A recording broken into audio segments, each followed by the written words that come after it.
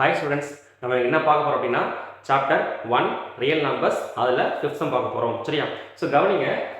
Check whether 6 power n can end with the digit 0. ஓகேவா? 6 power n அப்படிங்கிற ஃபார்மேட்ல ஒரு number இருக்கு. அந்த நம்பர் n க்கு என்ன வேல்யூ போட்டா 0 end ஆகும் அப்படி செக் பண்ண சொல்றாங்க. இல்ல கவனிங்க. 6 power n அப்படிங்கிற ஃபார்மேட்ல ஒரு நம்பர் இருக்கு.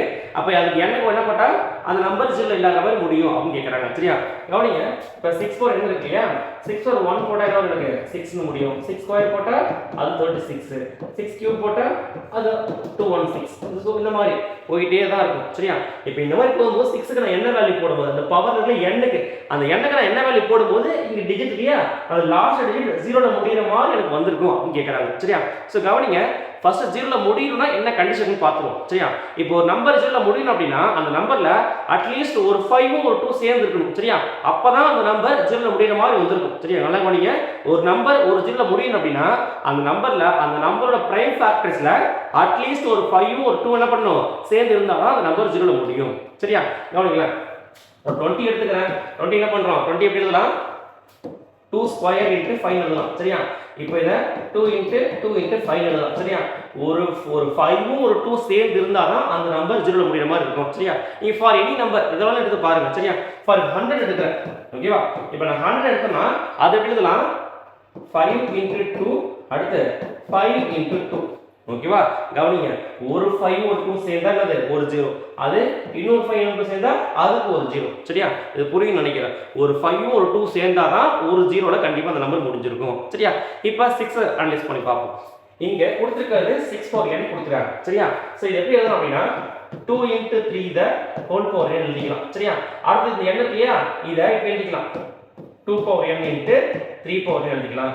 அப்ப 6 power n என்னால இப்படி தான் பிரிக்க முடியும். 2 power n into 3 power n.